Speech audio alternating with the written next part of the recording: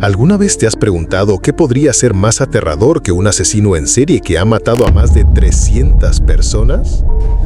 La respuesta es que ese asesino haya sido puesto en libertad y luego haya desaparecido sin rastro, como si se hubiese desvanecido en el aire.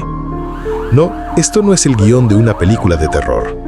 Es una historia real, la historia de Pedro Alonso López, conocido como el monstruo de los Andes, un hombre que sembró el terror por toda Sudamérica en los años 70 y 80, pero su historia no terminó cuando lo arrestaron. En realidad, ahí empezó un nuevo capítulo, uno aún más inquietante, más oscuro. El capítulo que comenzó el día en que se abrieron las puertas de su prisión. En 1998, después de confesar que había asesinado a más de 300 niñas en Colombia, Perú y Ecuador, Pedro López fue liberado. No has escuchado mal. Fue puesto en libertad. De alguna forma, el sistema judicial permitió que este monstruo regresara a la sociedad. Él fue liberado, en realidad es un verdadero demonio. Recibió una pequeña cantidad de dinero, salió por la puerta de un hospital psiquiátrico en Colombia y desapareció para siempre. ¿A dónde fue? ¿Sigue vivo? ¿Acaso continúa su cacería bajo otra identidad? Este es uno de los misterios sin resolver más escalofriantes de la historia del crimen moderno. Una pregunta helada todavía resuena entre las montañas de los Andes. ¿Dónde está ahora ese fantasma? Para buscar una respuesta, tenemos que repasar su expediente criminal, desde los inicios más oscuros hasta su misteriosa desaparición. Vamos a entrarnos en la mente del asesino en serie más aterrador del mundo y en el fracaso más espeluznante de la justicia.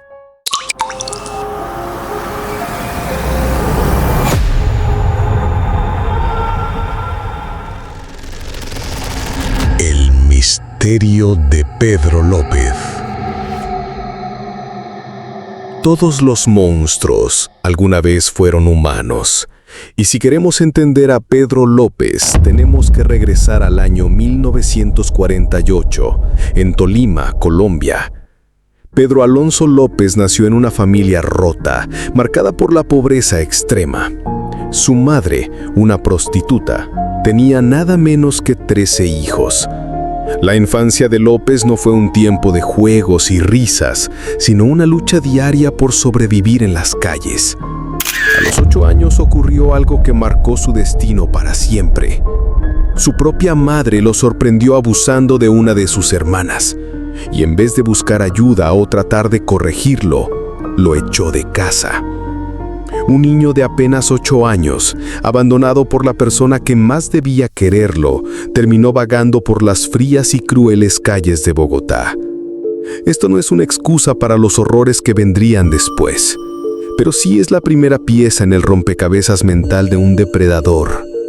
Ese abandono sembró en él una semilla oscura, un odio profundo hacia las mujeres, a quienes veía como traidoras.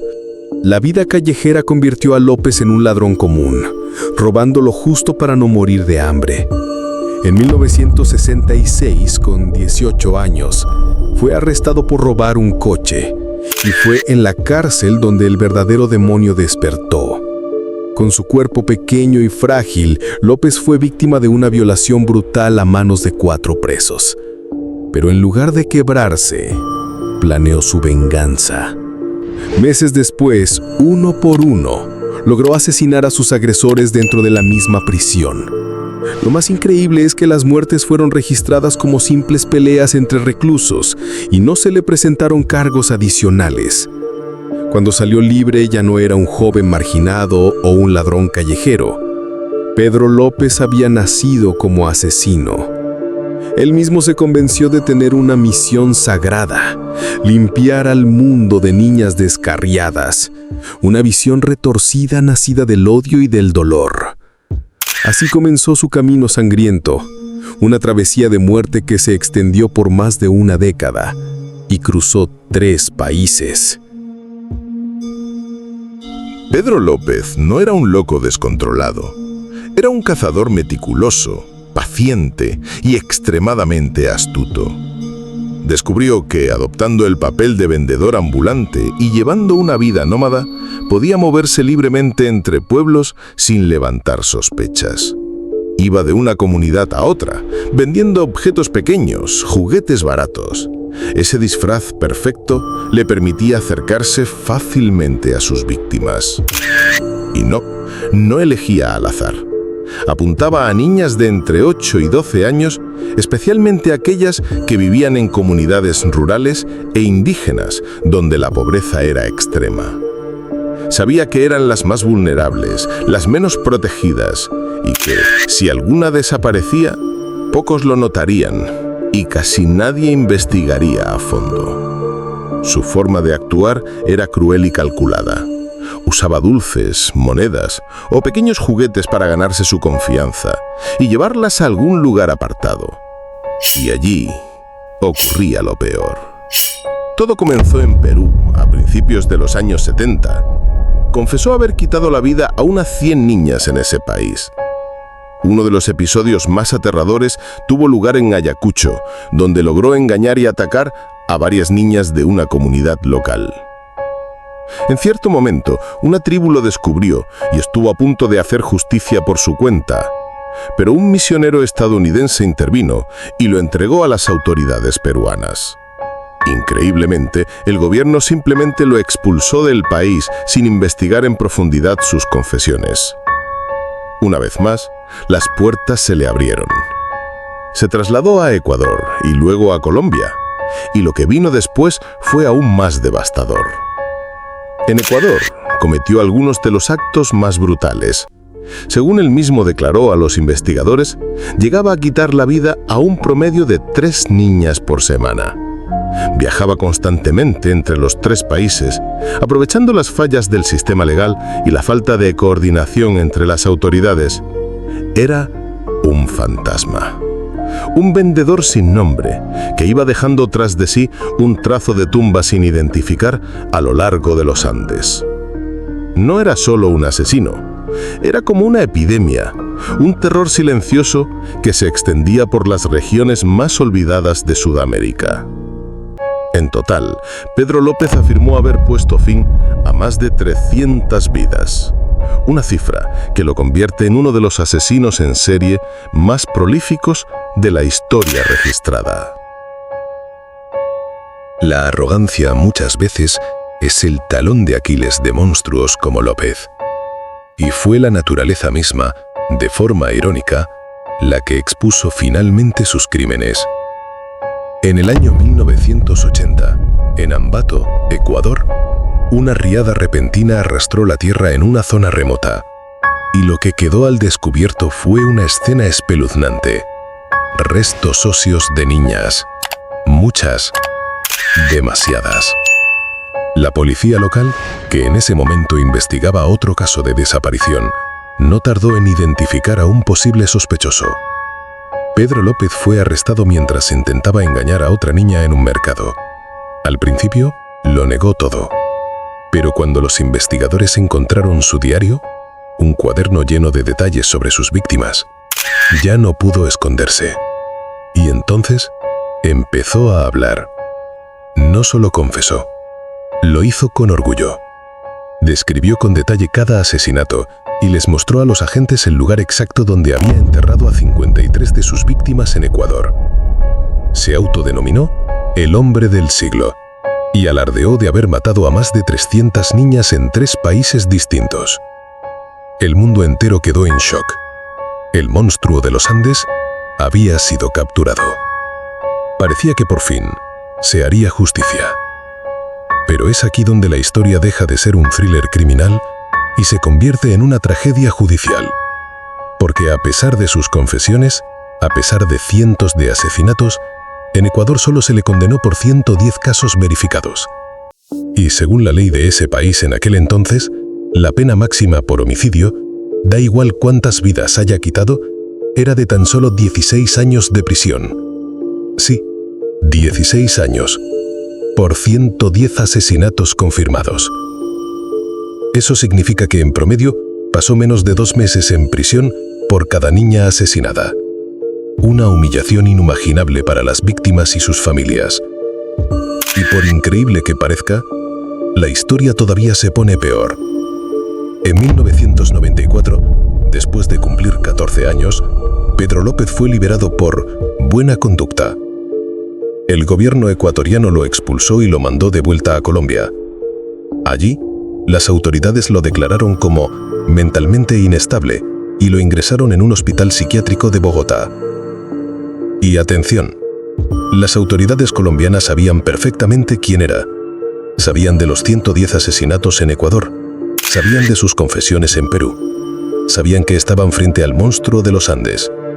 Y aún así, solo 3 años después, en 1998, una junta médica lo declaró curado. Dijeron que ya no representaba un peligro para la sociedad y lo dejaron en libertad.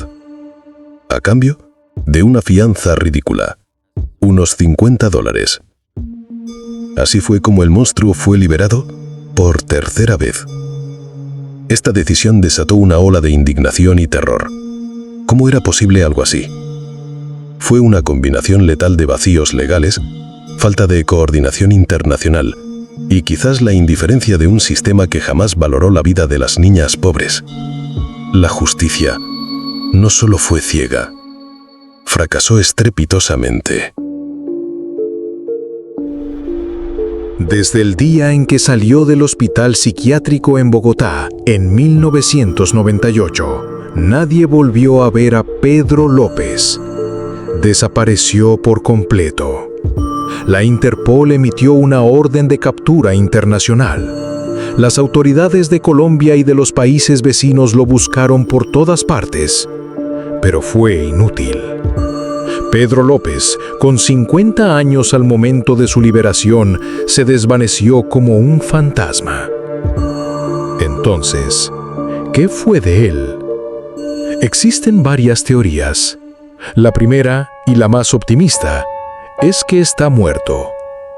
Puede que alguien haya decidido vengarse, tal vez algún familiar de una víctima, o quizás un grupo que decidió hacer justicia por su cuenta. También es posible que haya muerto de causas naturales, viviendo aislado en algún rincón del mundo. La segunda teoría ya es más inquietante, que sigue vivo y escondido. Con su experiencia como vagabundo y su capacidad para desaparecer entre la multitud, no sería difícil imaginar que adoptó una nueva identidad. Tal vez ahora vive una vida tranquila y anónima en alguna aldea remota de Sudamérica, o incluso en otro continente. Y luego está la tercera teoría, la más escalofriante de todas. No solo sigue vivo, sino que continúa cazando. Un individuo con una mente tan perturbada y una compulsión asesina tan intensa como la de López, ¿de verdad podría parar? ¿De verdad su misión personal terminó solo porque envejeció? Hasta el día de hoy, cada vez que una niña desaparece sin explicación en algún rincón rural de Sudamérica, el miedo regresa. Ese miedo que susurra: el monstruo de los Andes podría estar de vuelta. En el año 2002, la policía colombiana recibió un reporte sobre un asesinato con detalles inquietantemente similares al modus operandi de López, pero no pudieron dar con él. Legalmente, la orden de captura siguió activa durante muchos años, pero nunca se halló una sola pista concreta. La desaparición de Pedro López no es solo un misterio sin resolver. Es un recordatorio helado de lo frágil que puede ser la justicia y de lo fácil que el mal puede esconderse entre nosotros. López no es solo un asesino del pasado, es un miedo muy real, una sombra que podría estar caminando por la misma acera que tú. La historia del monstruo de los Andes no nos deja con la satisfacción de ver al mal castigado, nos deja con una inquietud profunda. Nos hace pensar que a veces los monstruos más aterradores no están encerrados, están sueltos, viviendo entre nosotros. Más de 300 vidas fueron arrebatadas, cientos de familias quedaron marcadas para siempre, Y el responsable de todo eso puede que aún esté ahí afuera, formando parte de una de las historias criminales más aterradoras y sin final. ¿Y tú? ¿Qué crees que pasó con Pedro López? ¿Murió o sigue escondido en algún lugar? Déjanos tu opinión en los comentarios. La historia del monstruo de los Andes es una lección dolorosa sobre lo peligroso que es subestimar al mal y sobre las consecuencias mortales de tener un sistema judicial lleno de grietas. Si quieres seguir explorando casos espeluznantes, misterios sin resolver y análisis profundos de la mente criminal, no olvides suscribirte y activar la campanita. Gracias por acompañarnos. Y recuerda, a veces las historias más aterradoras son las que son reales.